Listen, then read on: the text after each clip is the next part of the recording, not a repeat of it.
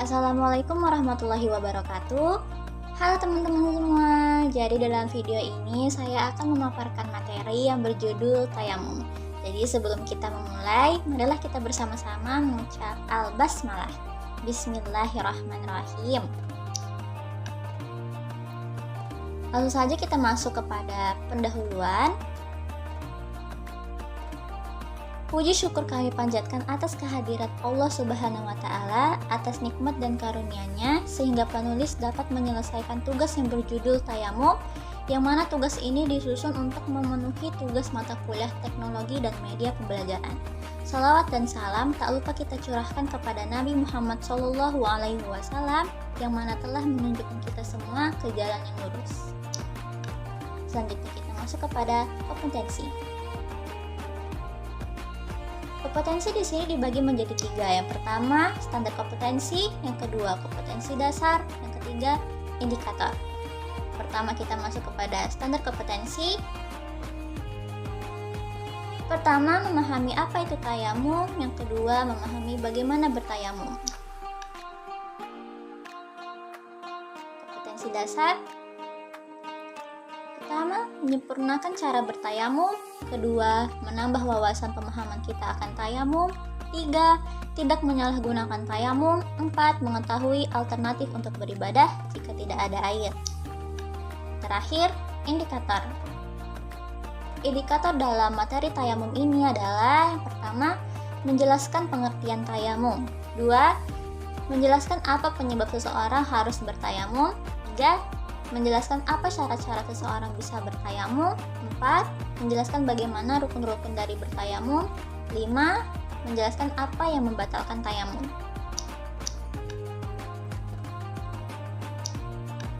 Selanjutnya kita masuk daripada tujuan kita membahas materi tayamum ini ialah ada 4. Pertama, tata cara bertayamum akan mengajarkan siswa agar lebih giat beribadah. Kedua, siswa dapat menambah keyakinan bahwa Islam selalu ada jalan keluar. 3, siswa akan meyakini agama Islam selalu memberikan kemudahan terhadap umatnya. 4, siswa akan tahu sebab, tata cara, dan penyebab yang membatalkan tayamum. Selanjutnya kita masuk kepada materi. Di sini ada 7 materi yang akan kita bahas dan 1 video. Kita masuk langsung ke pengertian. Tayamum secara bahasa adalah al-qasdu, artinya bermaksud apapun. Sedangkan menurut istilah, tayamum adalah menyampaikan abu atau tanah menuju wajah dan kedua tangan dengan syarat-syarat tertentu. Tayamum pada umumnya lebih simpel dari wudhu, tidak seperti wudhu yang harus membasuh tangan, muka, kepala, kaki, dan lainnya. Namun tayamum cukup mengusap wajah dan tangan saja. Selanjutnya, sebab. Sebab seseorang harus bertayamum itu ada 4. Yang pertama, tidak mampu menggunakan air. Kedua, tidak menemukan air. 3, sakit. Bila dari arahan dokter itu mewajibkan kita untuk meninggalkan penggunaan air. 4, ada kebutuhan terhadap air. Itu maksudnya adalah ada air yang sisa sedikit, tapi kita hanya memiliki 2 pilihan, yaitu memberikan air tersebut kepada makhluk hidup yang ada di sekitar atau dipakai untuk wudhu. Karena memberikan air kepada makhluk hidup yang sedang kehausan hukumnya adalah wajib karena sedang berhadapan dengan nyawa manusia atau nyawa makhluk hidup. Selanjutnya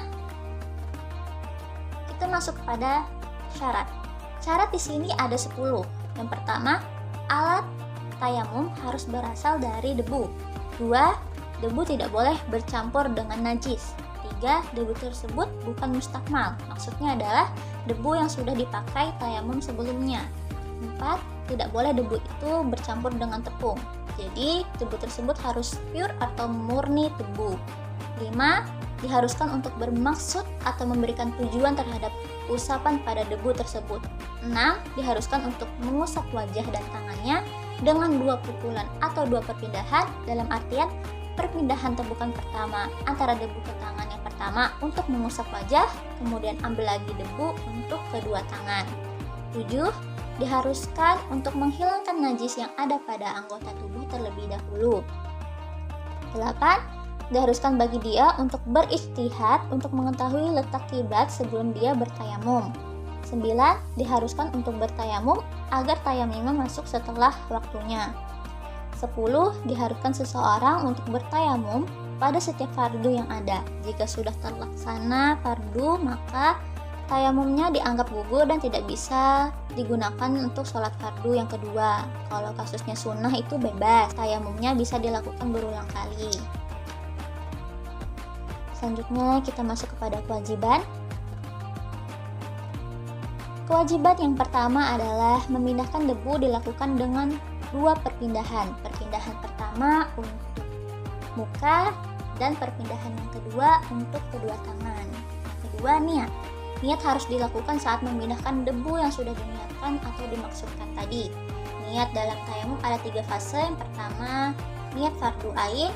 Yang kedua, niat fardu kifayah. 3. Kegiatan sunnah-sunnah seperti sujud tilawah, sujud syukur, serta menyentuh Al-Quran. Maksud daripada niat ini itu adalah saat kita hendak bertayamum, hendaklah tayamum tersebut kita niatkan untuk melakukan sholat. Jika kita hendak melakukan sholat, maka tayamum tersebut harus diniatkan untuk sholat tersebut.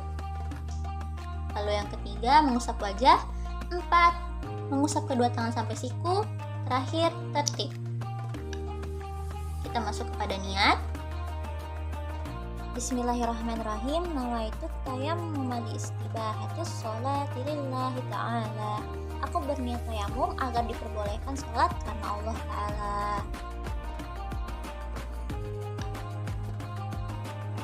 Tata cara. Yang pertama, letakkan tangan pada debu lalu ratakan ke seluruh wajah.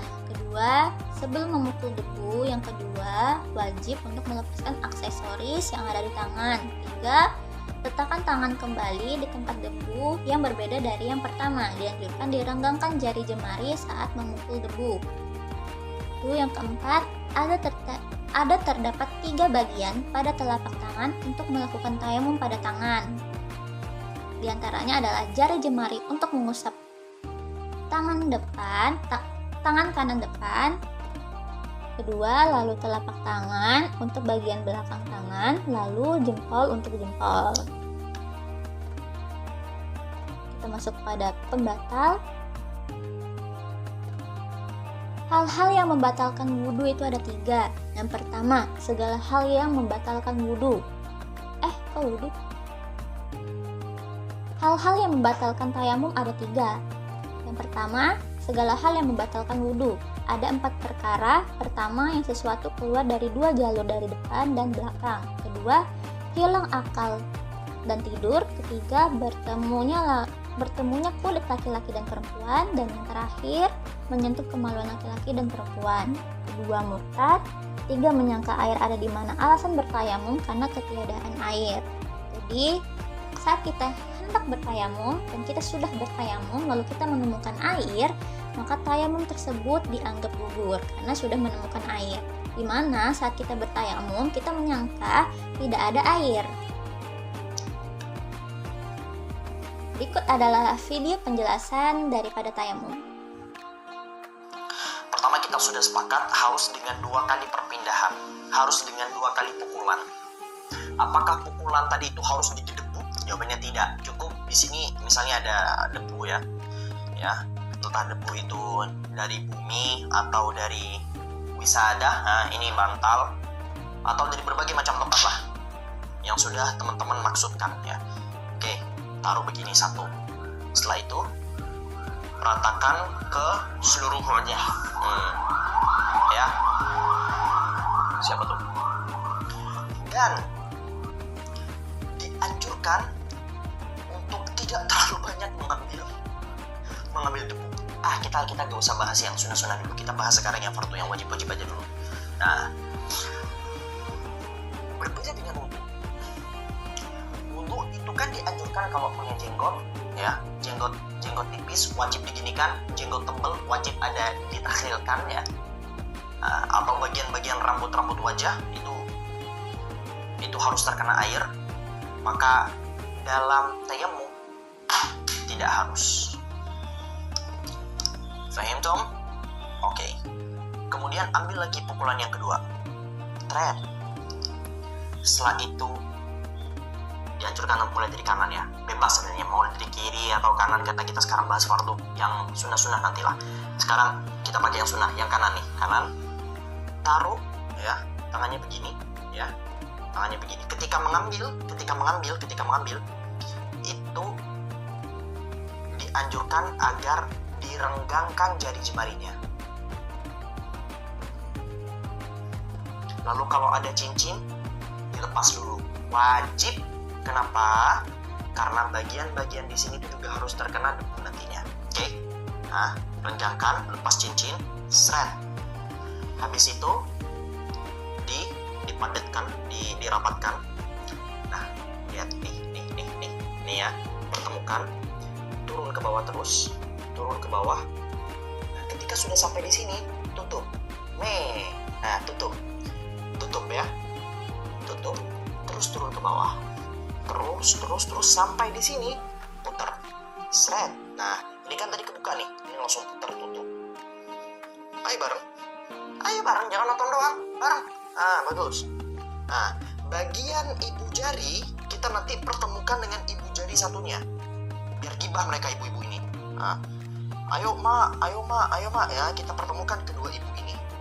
Nah, besanan mereka, seret, selesai. Begitu juga dengan yang kiri, seret ya, gini, bagian sini nanti tutup, gini, seret ya, tutup. Ini ingat, dibuka, ibunya jangan ditutup dulu ya, ibunya ini jangan ditutup dulu, dibuka dulu. Nah, kita bikin dua ibu ini besanan, seret ya, seret, selesai.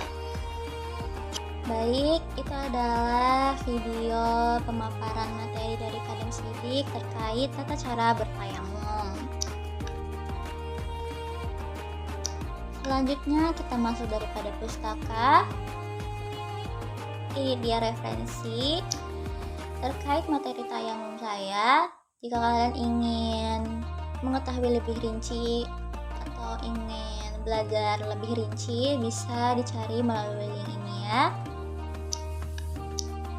Selanjutnya ke profil. Baik, izinkan saya memperkenalkan diri. Perkenalkan, nama saya Siti Habibah dengan NIM 23111011072, Prodi Pendidikan Agama Islam Lokal 6, Semester 3, Mata Kuliah Teknologi dan Media Pembelajaran dengan dosen pengampu Bu Amaliah Nuraini, MPD. Baik, itu saja pemaparan materi tayamum dari saya. Terima kasih untuk teman-teman semua yang sudah menonton dari awal sampai akhir. Semoga materi yang sudah dijelaskan bisa bermanfaat untuk kita semua. Mohon maaf apabila ada salah kata. Dengan ini saya tutup. Wassalamualaikum warahmatullahi wabarakatuh.